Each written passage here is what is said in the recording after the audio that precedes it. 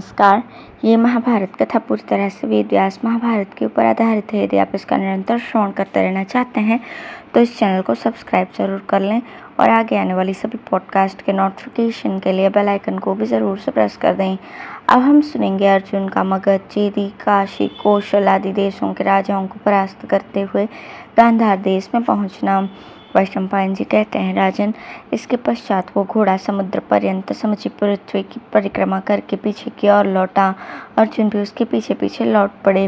रास्ते में उन्हें राजगृह नाम का नगर मिला। सहदेव का पुत्र मेघसंधि वहाँ का राजा था। उसने जब सुना कि अर्जुन मेरे नगर के निकट आए हैं तो क्षत्रिय धर्म में स्थित होकर उन्हें युद्ध के लिए आमंत्रित किया। तत्पश्चात स्वयं भी धनुष बाण से सुसज्जित होकर रथ पर बैठकर नगर से बाहर निकला। उसने पैदल आते हुए अर्जुन पर धावा करके कहा, भारत, क्यों इस घोड़े के पीछे पीछे फिर रहे हो? मैं इसे अभी पकड़ कर लिए जाता हूँ। हिम्मत हो तो इसे छुड़ाने का प्रयत्न करो। यदि मेरे पूर्वजों ने कभी युद्ध में तुम्हारा स्वागत न किया हो तो मैं वो कमी पूरी करूँगा। मेरे द्वारा आज तुम्हारा सत्कार होगा। पहले तुम मुझ पर प्रहार करो, फिर मैं भी तुम पर प्रहार करूँगा। मेघसंधि के ऐसा कहने पर पांडुनंदन अर्जुन हंसकर बोले, राजन, मेरा व्रत तो ये है कि जो मेरे कार्य में विघ्न डाले उसी को मैं रोकूं। अतः तुम अपनी पूरी शक्ति लगाकर मेरे ऊपर प्रहार करो। यह सुनकर पहले मगधराज मेघसंधि ने ही प्रहार किया, किंतु गांडीवधारी धनंजय ने उन सभी बाणों को अपने सहायकों से काट कर व्यर्थ कर दिया। साथ ही मेघसंधि के ध्वज, पताका, दंड, रथ, यंत्र, घोड़े तथा रथ के अन्य अंगों पर उन्होंने बहुत से प्रज्वलित बाण छोड़े, किंतु राजा के शरीर और सारथी पर एक भी बाण नहीं मारा। मगधराज मेघसंधि इसको अपना पराक्रम समझने लगा और अर्जुन पर लगातार बाणों की वर्षा करता रहा। उसके प्रहार से जब अर्जुन बेतरह घायल हो गए तो उन्होंने क्रोध में भरकर अपने धनुष पर जोर से टंकार दी और मेघसंधि के घोड़ों को मारकर उसके सारथी का भी सिर उड़ा दिया। फिर क्षुराकार बाण से उसके महान धनुष को काट दिया और हस्तत्राण नष्ट करके उसकी ध्वजा और पताका को भी काट गिराया। उस समय मेघसंधि को बड़ी पीड़ा हुई और वो गदा लेकर अर्जुन पर टूट पड़ा, परंतु सामने आते ही धनंजय ने अनेकों बाण मारकर उसकी स्वर्ण मंडित गदा के टुकड़े टुकड़े कर दिए। इस प्रकार जब मेघसंधि रथ, धनुष और गदा से वंचित हो गया तो अर्जुन ने उसे समझाते हुए कहा, पुत्र, तुमने क्षत्रिय धर्म के अनुसार पूरा पराक्रम दिखाया। अब अपने घर जाओ, तुम अभी बालक हो। इस युद्ध में तुमने जो शौर्य प्रकट किया है वही तुम्हारे लिए बहुत है। महाराज युधिष्ठिर का यह आदेश है कि युद्ध में राजाओं का वध न करना, इसलिए मेरा अपराध करने पर भी तुम अब तक जीवित हो। अर्जुन की बात सुनकर मेघसंधि को यह विश्वास हो गया कि अब उन्होंने मेरी जान छोड़ दी है। तब वो अर्जुन के पास गया और हाथ जोड़कर उनका आदर करते हुए कहने लगा, वीरवर, मैं परास्त हो गया। आपका कल्याण हो। मुझसे जो जो सेवा लेनी हो उसे बताइए, मैं उसे अवश्य पूर्ण करूंगा। तब अर्जुन ने उसे धैर्य देते हुए कहा, राजन, तुम आगामी चैत्र पूर्णिमा को महाराज युधिष्ठिर के अश्वमेध यज्ञ में पधारना। उनके ऐसा कहने पर सहदेव पुत्र ने बहुत अच्छा कहकर उनकी आज्ञा को स्वीकार किया और अर्जुन का विधिवत पूजन किया। तदंतर वो घोड़ा पुनः अपनी इच्छा के अनुसार समुद्र के किनारे होता हुआ बंग, पुंड्र और तथा कौशल आदि देशों में गया तथा अर्जुन ने भी उन स्थानों में जाकर गांडीव धनुष की सहायता से मलेच्छों की अनेकों सेनाओं को परास्त किया। तत्पश्चात अर्जुन घोड़े का अनुसरण करते हुए दक्षिण दिशा की ओर गए। कुछ दिनों बाद उधर से लौटकर वो स्वेच्छाचार्य अश्व चेदी देश की राजधानी में पहुंचा। वहां शिशुपाल का पुत्र सरभ राज्य करता था। उसने पहले तो अर्जुन के साथ युद्ध किया और उसने परास्त होने पर शास्त्रीय विधि के अनुसार उनकी पूजा की। चेदीराज की पूजा स्वीकार करके वो उत्तम अश्व काशी, कौशल, अंग, किरात तथा तंगण आदि देशों में गया। उन सभी राज्यों में अर्जुन की विधिवत पूजा हुई। वहां से लौटकर वे दशार्ण देश में पहुंचे। उस समय वहां महाबली चित्रांगद का राज्य था। उसके साथ अर्जुन का बड़ा भयंकर युद्ध हुआ और अंत में उसे परास्त करके वे निषाद राज एकलव्य के राज्य में गए। वहाँ एकलव्य के पुत्र ने युद्ध के द्वारा उन्हें रोका। फिर तो निषादों के साथ उन्हें बड़ा रोमांचकारी युद्ध किया और अंत में निषाद राज पर विजय प्राप्त की।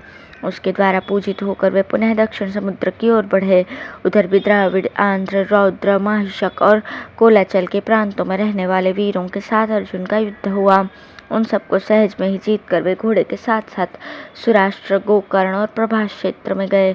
वहां से वो यज्ञ का घोड़ा वृषणी वीरों के द्वारा सुरक्षित परम रमणीय द्वारिका नगरी में जा पहुंचा। वहां जाते ही यदुवंशी बालक उस घोड़े को बांध कर ले चले। इसी समय राजा उग्रसेन वसुदेव जी के साथ पुरी से बाहर निकले। उन्होंने बालकों को घोड़ा ले जाते देखकर उन्हें मना कर दिया।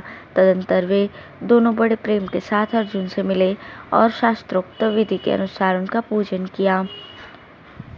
तत्पश्चात उन दोनों की आज्ञा लेकर वे घोड़े के साथ साथ पश्चिम समुद्र के तटवर्ती देशों में होते हुए पंचनद देश में गए। वहां उनका घोड़ा इच्छानुसार विचरता हुआ गांधार देश में चला गया।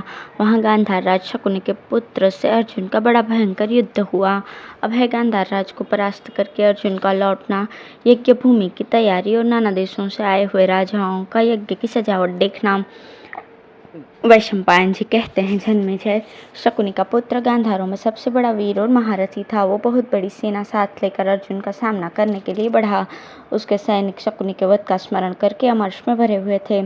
सबने धनुष बाण हाथ में लेकर पार्थ पर आक्रमण किया। परम धर्मात्मा और किसी से भी पराजित न होने वाले वीरवर अर्जुन ने उन्हें शांतिपूर्वक समझाकर लड़ने से रोका तथा युधिष्ठिर का हितकारी वचन भी सुनाया, किंतु वे अमर्ष से भरे होने के कारण उनकी बात मानने को सज्ज न हुए। अनेकों योद्धा घोड़े को चारों ओर से घेर कर उसे पकड़ने के लिए आगे बढ़े। यह देख पांडुनंदन अर्जुन गांडीव धनुष से छूटे हुए तेज धार वाले क्षुरों से बिना परिश्रम के ही उनके मस्तक काटने लगे। इस प्रकार मार पड़ने पर बाणों से पीड़ित होने के कारण वे सब सैनिक घोड़ा छोड़कर बड़े वेग से अर्जुन की ओर लौट पड़े। उन सभी गांधारों के द्वारा रोके जाने पर भी तेजस्वी वीर अर्जुन नाम ले लेकर उनके सर काटने और गिराने लगे। जब चारों ओर गांधारों का संहार आरंभ हो गया तो शकुनि के पुत्र ने आगे बढ़कर पांडुनंदन अर्जुन को रोका। तब अर्जुन ने जिस प्रकार जयद्रथ का सर उड़ाया था उसी प्रकार शकुनि पुत्र के शिरस्त्राण को अर्धचंद्राकार बाण से काट गिराया। यह देखकर गांधारों को बड़ा विस्मय हुआ और वे सब के सब ये समझ गए कि अर्जुन ने जानबूझकर गांधार राज को जीवित छोड़ दिया है। उस समय गांधार राज शकुनि का पुत्र अपने भागते हुए सैनिकों के साथ स्वयं भी भाग खड़ा हुआ। संपूर्ण सेना के मनुष्य, हाथी और घोड़े इधर उधर भटकने लगे। सारी सेना गिरती पड़ती भागने लगी। उसके अधिकांश योद्धा युद्ध में मारे गए और वो बारंबार युद्ध भूमि में ही चक्कर काटने लगे।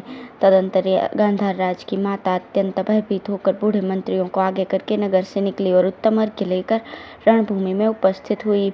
आते ही उसने अपने रणोन्मत्त पुत्र को युद्ध करने से रोका और अर्जुन की पूजा करके उन्हें प्रसन्न किया।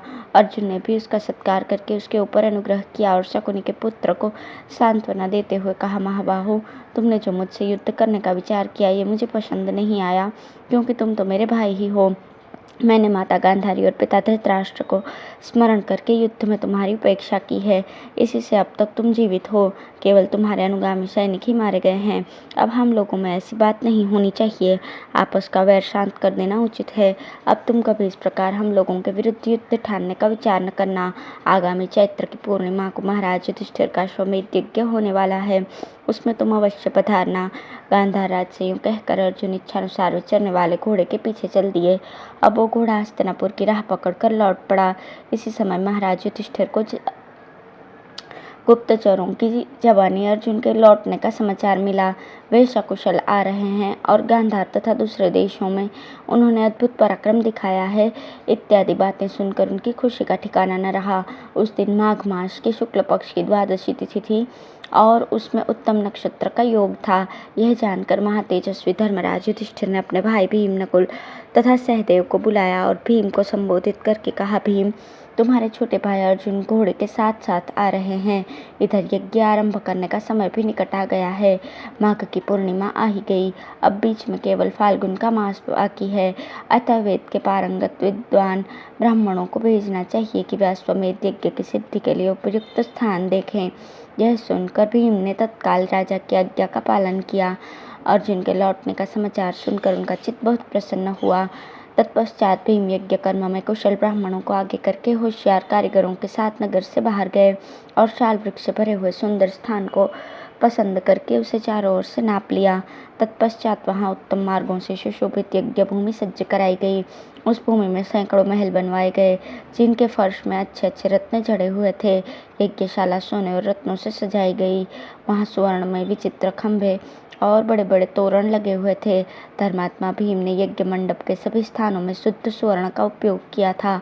उन्होंने अंतःपुर की स्त्रियों और भिन्न भिन्न देशों से आए हुए राजाओं तथा ब्राह्मणों के रहने के लिए अनेकों उत्तम भवन बनवाए। उन सब का निर्माण शास्त्रीय विधि के अनुसार हुआ। यह सब कार्य हो जाने पर भीम ने महाराज युधिष्ठिर की आज्ञा से विभिन्न राजाओं को निमंत्रण देने के लिए दूत भेजे।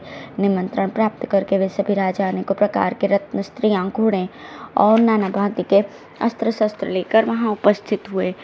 इन नवागत अतिथियों का सत्कार करने के लिए राजा युधिष्ठिर ने अन्नपान और अलौकिक शैयाओं का प्रबंध किया। चावल, शक्कर और गोरस से भरे हुए भांति भांति के भवन और अनेकों सवारियां दी। धर्मराज के उस महान यज्ञ में बहुत से ब्रह्मवादी मुनि भी पधारे। अच्छे अच्छे ब्राह्मण अपने शिष्यों को साथ लेकर आए।